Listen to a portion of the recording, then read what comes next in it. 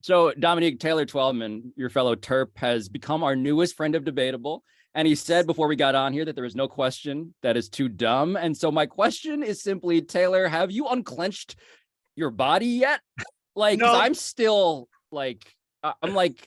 I'm still hurting from just the second half of all of that. Yeah, I'm on my third pair of underwear since the game finished, which was about 4:05 p.m. and we are talking at 5 p.m. So I'm on my third pair of underwear. That's normal.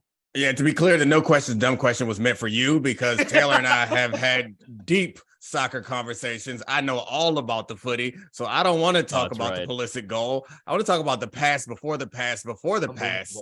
The McKinney pass to Dest was what was the real key pass there. I don't have a question. I just want to impress you because you're handsome. Nick, honestly, go Terps, first off. Secondly, it was one of the best balls of the tournament. And when they go back and assess this World Cup, they will look at that pass from McKinney and understanding exactly what you just said. Dest has to make that run. Yeah, absolutely, he's going to make that run. But you've got to time that ball perfectly, but at a pace that allows him to pick up his head, see where Pulisic's coming. It is a fantastic team goal. And when you go through the group stage, Pablo and Nick, I'm telling you right now, that's going to be in the top 3 or 4 best goals this tournament has seen so far. So obviously the owner of the worst balls in the tournament now is Christian Pulisic as a result of the thing you just described. What are we supposed to say about him at this point? Because it felt like the obvious joke is just a truth. He sacrificed possibly his entire bloodline to send America into the knockout stage. Yeah, he did. I will tell you guys, naturally we all think that's what happened. It may be a broken rib. That's the real concern. And so they reported during the broadcast it was lower abdomen. But Nick, you know this as well as anyone. Broken ribs turn into difficulty breathing. And I've played with a broken rib, trying to run anywhere from 6 to 9 miles. By the way, I never ran 6 to 9 miles in a game. I was a cherry picker that ended up on the other end, but that's not the point. The point is a broken rib becomes a real question mark for Pulisic. You can shoot it up with all the painkillers you want, but he's going to have to run. So I think a lot of people, in particular, Greg Berhalter, the manager, is going to have his fingers crossed that rib isn't broken and they're going to find a way to pain manage it. Otherwise, that is a huge question mark going into the game against the Dutch. So to be clear, Terps are tough.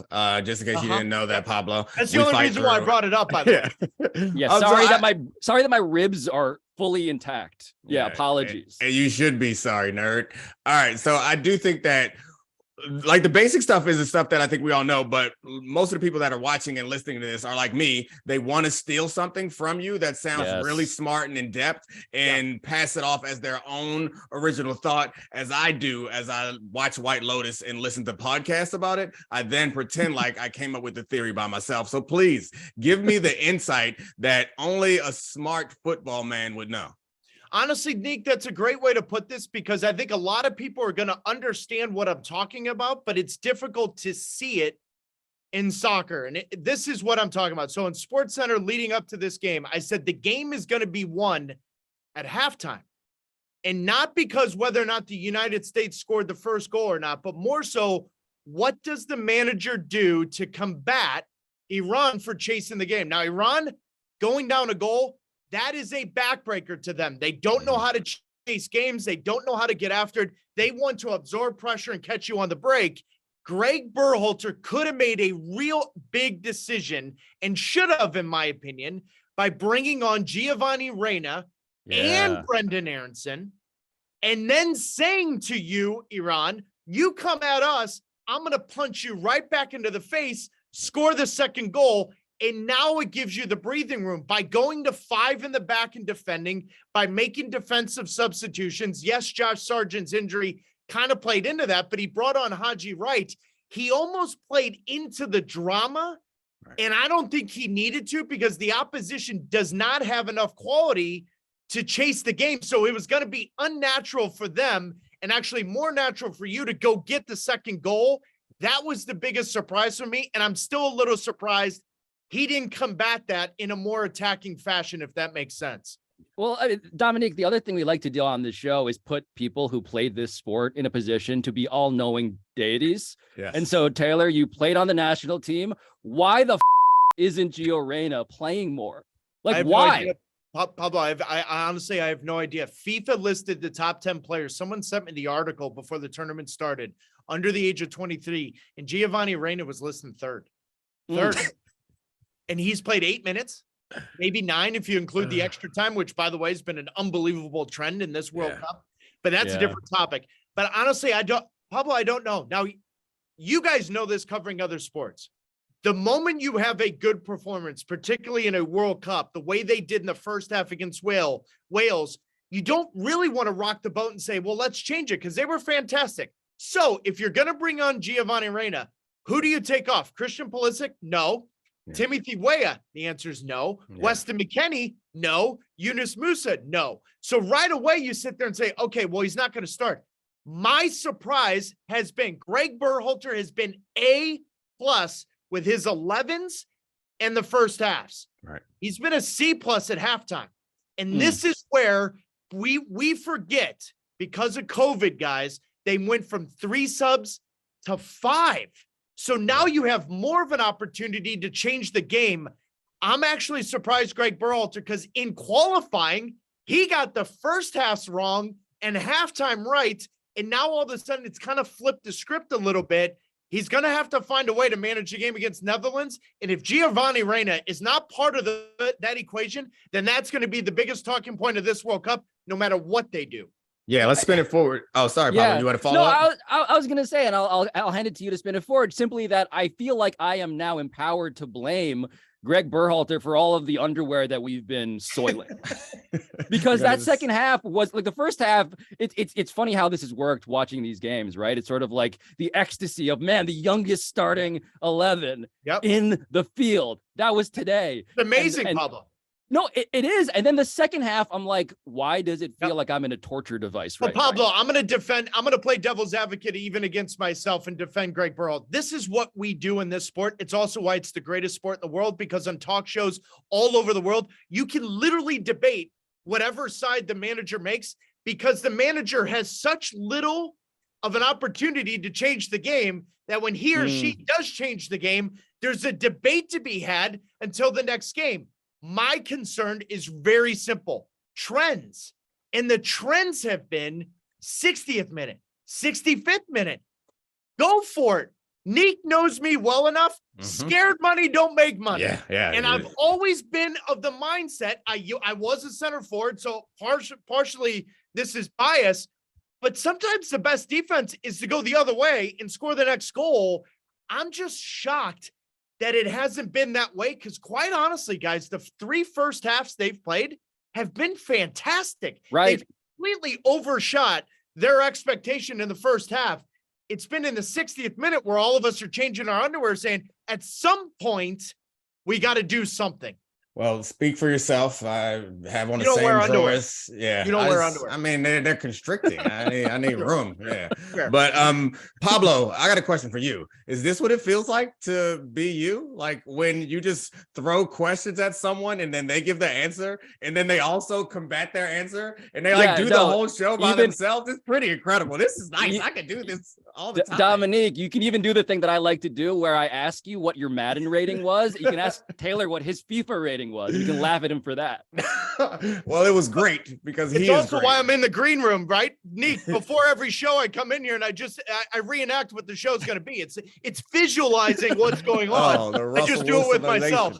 A phenomenal golfer also. But all right, I'll spin it forward now to the following game. What can we be looking for? What's important? The one thing that I noticed, and again, this is just me trying to impress you and sound smart, is coming into this World Cup, the analysis on the men's team has always kind of been, we don't have the athletes. And it's like amateur analysis, I guess. We don't have the athletes because they're busy playing all these other sports. But when I watched all of these games, including for most of the England game, we got the athletes. Like Nick, we got like real legitimate speed. Like I was watching this, and I mean the touch and the control is not always there. Like they're errant traps on occasion. But the problem is not, do we have the athleticism?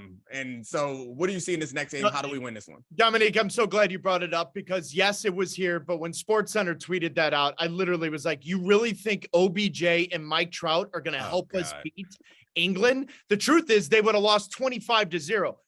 Athleticism isn't an issue. That's not the problem. It's not bigger, faster, stronger in this sport either. That's what people forget. But Carlos Queiroz, the manager of Iran, what did he say verbatim after they lost to the United States? The United States has a bunch of Ferraris. And the last time I checked, a Ferrari is an athlete. It's not a Toyota Prius, with all due respect. Yeah, It's service. Pablo. That's a Pablo car. Of course it is. That's why I care about the environment. Sorry. Yeah. Of course. Hey, by the way, Nick, no one dresses like this and then gets into a Toyota Prius. So that's why I'm thinking that. It looks like you're about to get into an evil hot air balloon, but continue. The truth is, they're Ferraris. Yeah. Everyone is marveling at what the United States have.